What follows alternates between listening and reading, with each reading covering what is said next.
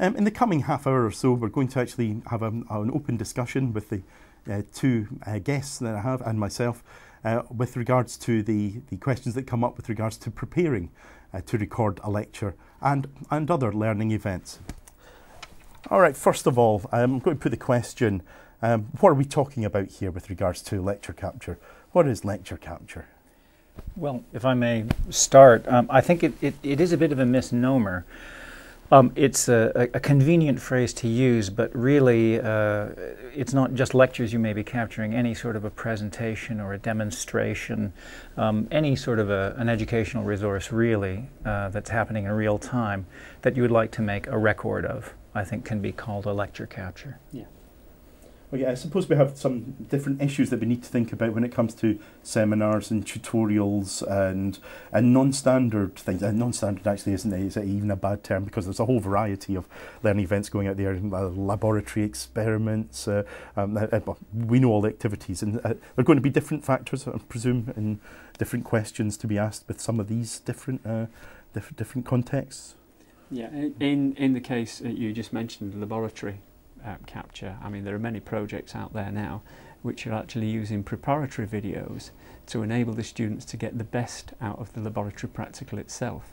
The eBiolabs is a current project that's within the Bioscience Network that enables students to discover what's going to happen in the lab practical, so they don't have to spend time learning how to do the practical, they can actually make better use of it. So it's preparatory material in the case of a lab practical. With a lecture, then that's quite different. You're actually re-delivering that content to another audience, or a wider audience, or a repeat audience. I think that's an important point, particularly the idea that you don't have to waste valuable classroom or lecture time demonstrating or conveying information that the students could just as easily get another way, and you can save that time for what's important.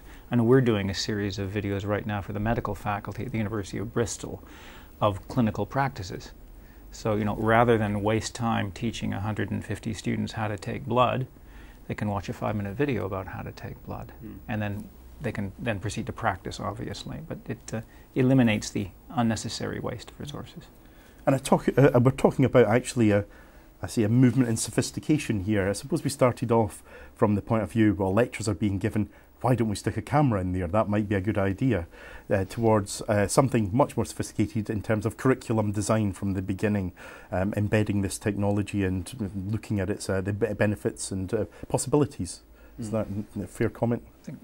I think that's quite true. I think something that kind of illuminates as well, a good sort of sideline of this increasing sophistication, is that there was, and I think there still is to an extent, a tendency to, it's the sort of Mount Everest thing. Why do you capture lectures? Because they're there, because we can. Often people will try and do lecture capture. They're not quite sure why they want to or why they need to. They just know it's the thing you do these days. Hopefully, we're moving a bit away from that. I'm not discouraging people from doing lecture capture, but I think it's very important, perhaps the most important question you should ask yourself at the beginning as you're preparing is, why do I want to do this lecture capture? And following on from that, who is this lecture capture intended for? And something that I think is particularly pertinent, speaking as a video person who tries to discourage people from doing videos, is, does this need to be a video lecture capture? Could it be sufficient as an audio recording? Again, there's people tend to be seduced by the technology. They want to use it because they can.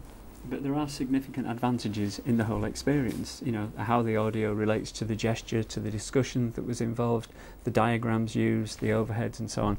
And it may be that the lecturer feels that there are added benefits in having the video of the lecture available to improve student performance on the material that was covered in the lecture series. And they may see this as an advantage in that they can represent the material on demand to enable students to revise better and to understand the content, particularly when there's a lot of complex content packed into one short period of time. But there are techniques to optimise how that information can be best delivered, and I hope we'll get opportunity to discuss that wider. I'm sure we will. I would, if I can just follow on, actually, I would say that's also particularly a salient point when you have a particularly charismatic lecturer, where a tremendous amount of the lecture, of the value of the lecture, is how the lecturer is presenting it. I know I particularly recall long before the current trend to lecture capture, in the early 60s, Richard Feynman's first-year physics lectures at Caltech were filmed just using 16mm black and white film. And even today, they're just gripping because he is such a brilliant lecturer, and you can't separate him from the material that he's teaching you. It's not good. Yeah. Coming back to the question then of what we're talking about in terms of capturing what, maybe some people are not aware of screencasts and what that means. Can you say a little about that? Well, again, it's one of these terms. There's quite a bleeding between different areas. I think screencasting tends to be a situation where you are literally just doing that, focusing on what is either appearing on a computer screen or would be projected on a screen. Many lecture capture systems, as they are called, things like Camtasia, Panopto, things like that, do a combination, or allow you to do a combination of screencasting, that is, capturing and disseminating what the slides or anything else that's projected on the screen, with a video feed, possibly of the lecture, possibly of something else. Yeah, in our experience, there are lecturers who've used screencasting more to give feedback, because on the material that they've been marking, they might find that there are great benefits in giving a screencast of how to use the software correctly to solve a particular problem, and they can walk the student through actually using the solution and annotate it. Tools like Adobe Captivate make it quite easy to give a good screencast back, and then that can be duplicated, obviously, to as many students as it might apply to, and maybe banked in a library when those problems reoccur. Thank you very much. There's the question that we've already alluded to: why do lecture capture at all? I suppose we're looking there at a mixture of benefits, but we're hosted here at the University of Strathclyde. JISC Legal is, if I'm selling lecture capture to the senior management here, what am I telling them, and what should I be telling them as to the limits of lecture capture as well? I think it's as important to tell them what lecture capture doesn't do as what it does do, because certainly a very, very common fear expressed by universities, colleges, and individual lecturers is that if I record my lectures, students aren't going to come to them. And it's understandable why people would think that, but it's also a fact that quite a few years of experience of this show that that simply doesn't happen. Students do still come to the lectures, and one of the most common uses of lecture capture tends to be as a revision aid.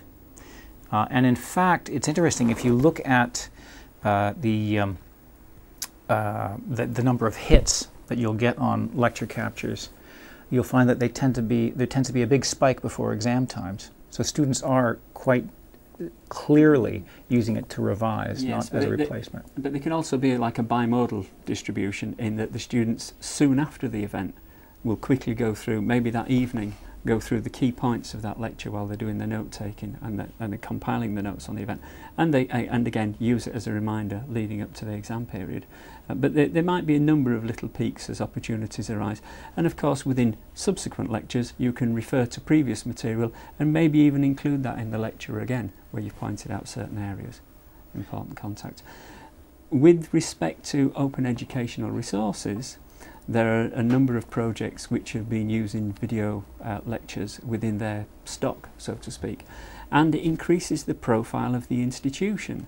Oxford has made a significant contribution to the content on iTunes with respect to its lectures, both in audio and I believe quite a few in video. But that increases the profile in that medium for that institution. Nottingham has got a very good OER profile with similar projects. The institutional profile and the individual profile are very important, and we might find that those who gain a following, so to speak, through their video lecture profile might find that they become more professional at it. Okay. You alluded earlier on, Steve, to the question of audio recording or video recording, and what's going to play into that decision? Well, I think even if you're doing a video recording, one thing that this reflects upon is the fact that even with a video, the quality of the sound recording is by far the most important thing. If you imagine, if I do have a video where things don't look that great, it's not well lit, or it might even be out of focus, but I can hear everything that's being said, that's going to be far more useful than some sort of wonderfully photographed resource where the person's voice is completely muffled like that for the entire lecture. I think it's a pretty much largely a common sense thing. You know, it should be pretty obvious, given a lecture, whether or not there is a visual component to it, either in the case of a charismatic lecture or in the case of demonstrating something physically or some sort of visual resources that are used. Pretty obvious when video is called for. And I'm certainly not trying to forbid people from recording video unless they have an absolute need, pressing need. But I don't think people should get themselves tied up in knots about recording a video when they may be able to do just as well by just taking a little MP3 recorder and sticking it on a desk somewhere. From an accessibility angle, what's needed is navigability of the content. So to actually take a whole hour's lecture and then just leave that as a single item makes it difficult for people to identify the key areas that they need. So some preparation is necessary to in effect give milestones or waypoints during the lecture so that people can skip to the part of the content that they need. If there's a transcription available, that will certainly help, and obviously with the audio quality, if those can be linked together, projects have done this in the past, and we'll probably have opportunity to talk about those later, but where you can link the text of the lecture and its audio quite closely with an indexing system, then you'll find that people will get better advantage out of the lecture capture. I suppose there's always the advantage with a video recording that you can take the audio out of that, provided that has been prepared for beforehand. Admittedly, a recording of someone saying, now if you look at the screen up here, is really very little use to anyone. But in some instances that's possible. But there may be the question then beforehand, if you were going to do that anyway, then maybe forget the video if there's not a visual component there. And I would suspect that the overhead in setting up video is actually quite a lot in terms of preparation. It can be. I mean, video is awfully easy to record these days, as you've seen with these wonderful ZI-8 cameras that, like you were showing earlier on. You can get really, really lovely results, provided you're aware of the limitations of your equipment. I mean, manufacturers for decades have been trying to sell people on the idea that you must buy this incredibly expensive piece of kit in order to enhance your creativity and create great results. And that's advertising. You can take a very basic kit and you can get great results, but you have to use it intelligently. You have to know what it can do. More importantly, you have to know what it can't do. And perhaps this is a good place to mention, tying in with the importance of audio, that with a lot of video cameras, and particularly pocket camcorders, one of the biggest problems they have is that they are restricted to using the onboard microphone.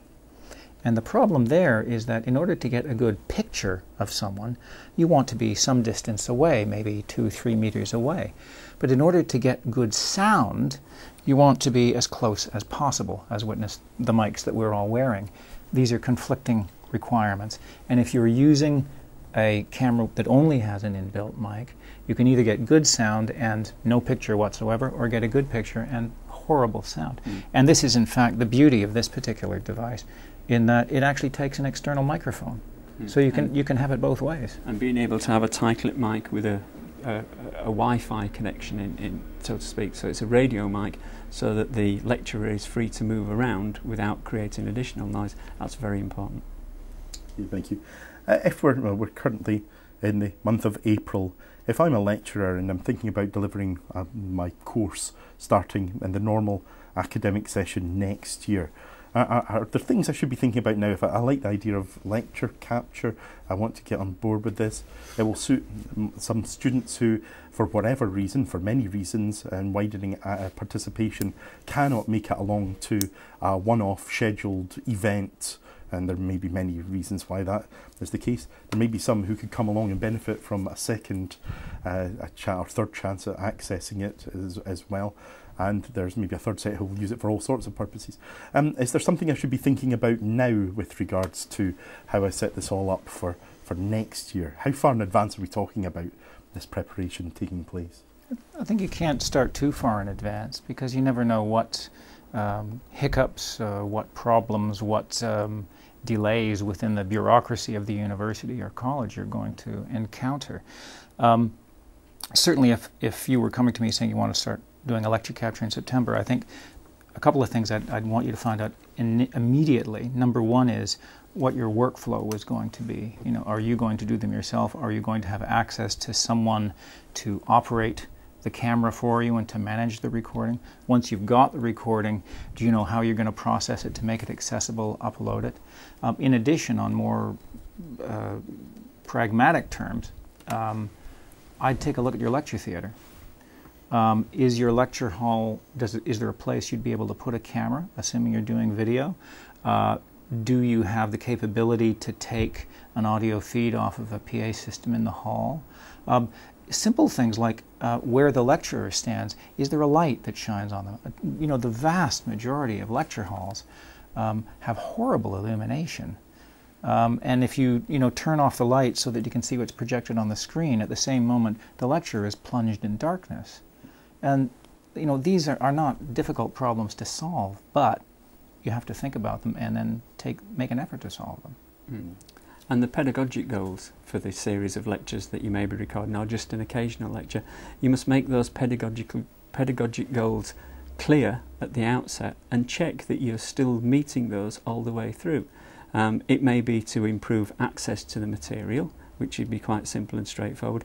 It may be to improve understanding of difficult areas of the material, and therefore you need supporting structure that delivers that. You might want to deliver the video alongside the slides simultaneously to the transcript, in which case you'd need tools perhaps like the MIT lecture browser, where they captured the content, processed it through an AI lab to actually generate the text, which is then placed into a wiki for the audience to then go in and correct, which actually enabled the content to be delivered quite quickly in a sophisticated way after the lecture was given. Tools like that quite sophisticated. In our own experience in the Subject Centre for Bioscience, and this is my other role, we had people exchanging this sort of information through case studies. One of our case studies that was reported, they found that a simple tool like using PowerPoint Producer, a tool that's freely available, allows you to couple your PowerPoint slides to the audio and video that you've recorded for the event. So this is quite straightforward and cheap. However, the individual that did that, Dr. Neil Morris, he found that the problem was recording, the amount of time spent processing the recording afterwards, and this had to be reduced as much as possible. And it was thought that you could probably process 2 15-minute videos in one whole day, and therefore you may need to enlist a graduate student to help you actually do that. So you've got to think about how much time you have available to process the content. But one of their findings was it was important to emphasise the key parts of the video and not just necessarily record the whole thing. Some editing that reduced it down by a factor of 50% may actually improve the delivery of the content. So some post-processing, editing, and what resource you have for that is very important. Okay, thank you very much. There's often that question about the presenter's fear of the lecture capture, and well, I suppose there's first of all a legal issue, and it comes up: can I be made to stand in the front of a lecture theatre in which there is a camera and be captured? And that comes down to a question of what is required by the contract of employment. We do know that in both college and university employment contracts, they question, the specification tends to be quite vague, and so it isn't particularly clear whether that's part of the duties or not. And one could argue certainly that the making available learning opportunities and the whole process of teaching will include many activities, and this is one reasonable part of that, which then can be insisted upon by the employer. But we don't have a clear statement through case law as to whether that's the case or not. And again, still one of those questions with some ambiguity. I think on a more positive note, I think the institution might be better engaging with its staff to inquire as to what the issues are, why the anxieties. If it's sometimes the question of, if I get recorded, this course is recorded, can you get rid of me next year? And that's a concern sometimes.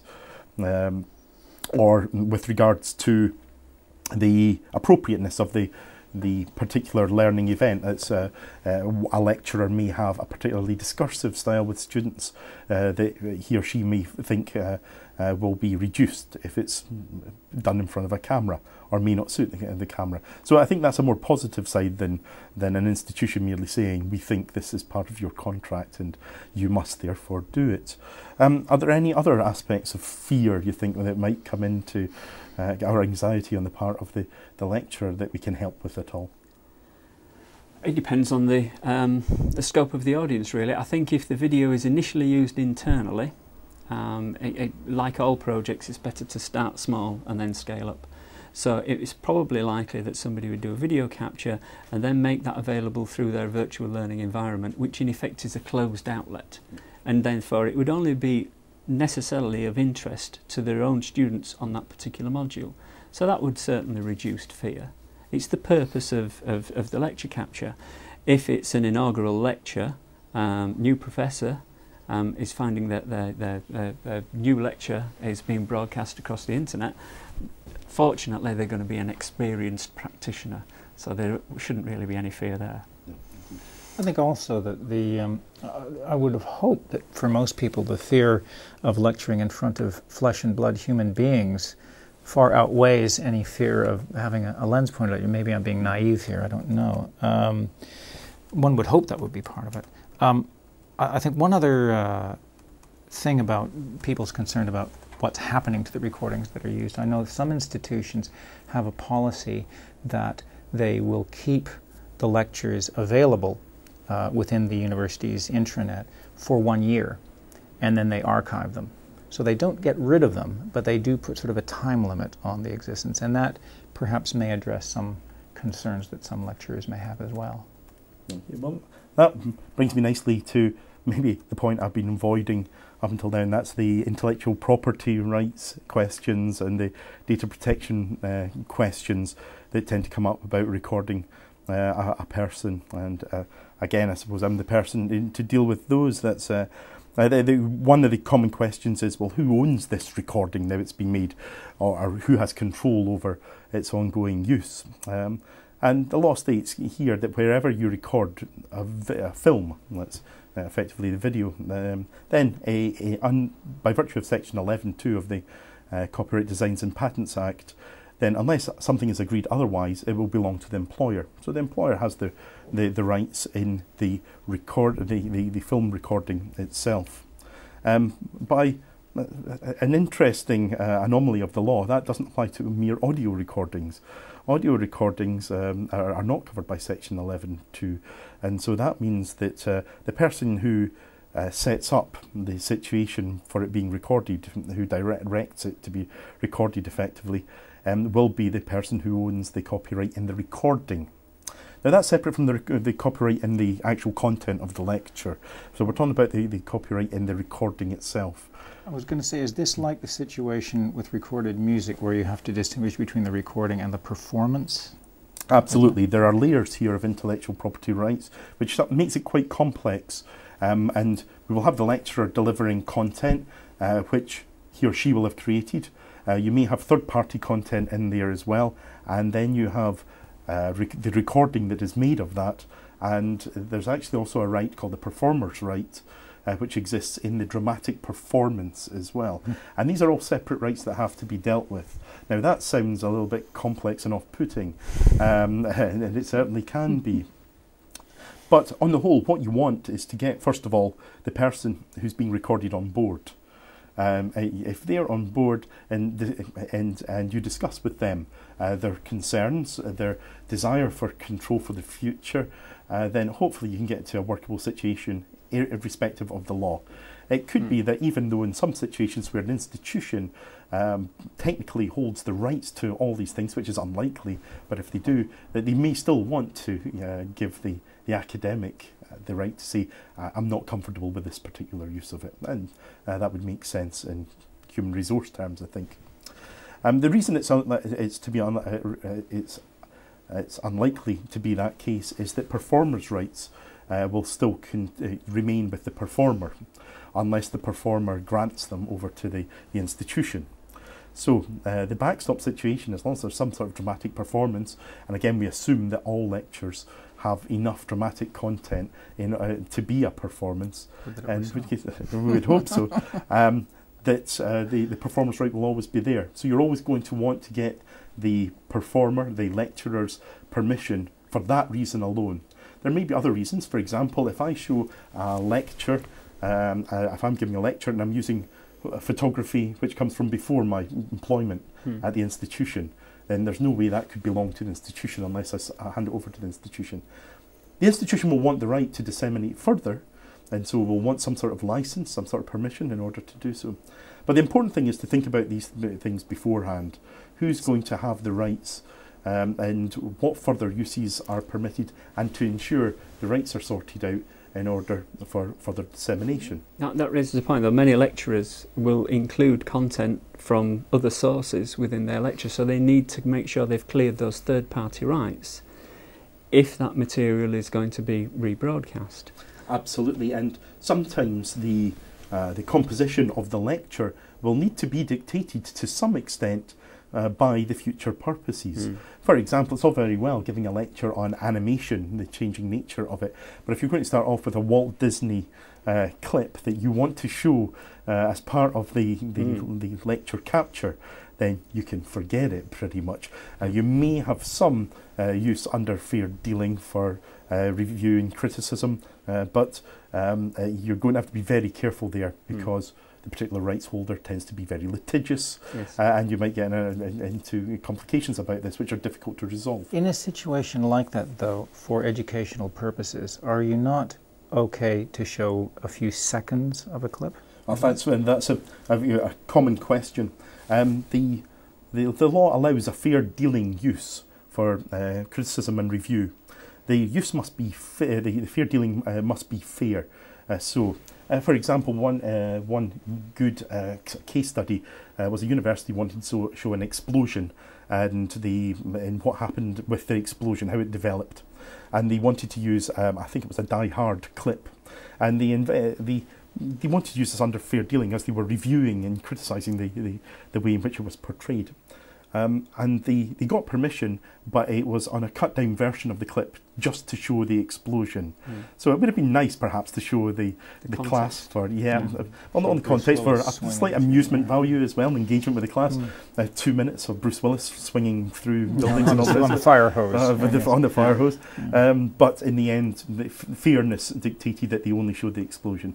It must be for criticism and review. The right doesn't extend to just using illustration or example. It must be beyond that. So there isn't just a general educational get out, I'm afraid, for that. Something at this point, I always try and tell people, I think it can't be said often enough, and that is people should always remember that ignorance of the copyright of something is no defense. You take something off YouTube or somewhere, you can't just say, oh, I thought it was okay. You're not protected. Absolutely. The law says that if you're not the copyright owner of something, then you have to have the copyright owner's permission to use it, more or less. Few statutory exceptions, such as fair dealing, but not much beyond that. And again, these things come up. The BBC this very week have had to withdraw a drama that was due to be shown, I think, a couple of nights ago, because at the last moment a question came up about the ownership of the rights, and they had to withdraw it with a couple of days' notice until the question gets resolved. And that's the BBC. So there can be questions. If you want to disseminate further, and again in the current context of open educational resources, we have very interesting issues as to making stuff available under an open license, and you have to get permissions beforehand, because trying to get permissions after the event is very difficult. So in part of preparation, it's a question of identifying the rights and then the rights holders, and making sure that they're happy with what you're going to be doing and what you want to do in future, so that the things don't get in the way later on. The thing about coming back to sorting out rights isn't very neat. I know someone who works at the BBC, and her job is to go back to old programmes, try and contact the performers to get them to clear the rights, going backwards, and it's a very time-consuming, laborious job, not always fruitful, and not the sort of thing you want to get into. So, in the JISC Legal Resources, we have the recording lectures, legal considerations, a piece of guidance, and that contains a model consent form. There are many examples that are available, and I don't know, in digital media, do you have examples available? We do have some in digital media. We tend to say, go talk to Jason at JISC Legal. So. Fine, yes, I have. Connected services, indeed, and there are forms to be used there. It's for those with rights. So, for example, if you're shooting the back of people's heads in a lecture theatre, you don't have a right to the back of your head image. So you don't need to get all of 300 students to all sign a model consent form. In law, certainly consent can also be given by your actions, by implication. And again, it's something we'll come on to when we look at making the recording.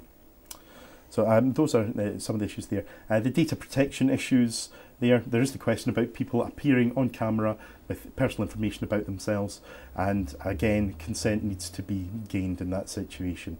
And again, often the issues of copyright and data protection get mixed up, and it's worthwhile keeping those separate. You need both clearance of rights and you need consent where there's particular information about a person, which might be disseminated far and wide in the end.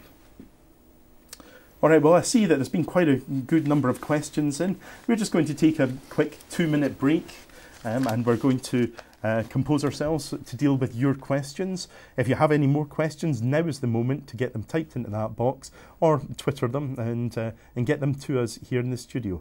So in 2 minutes, we'll be back to answer your questions.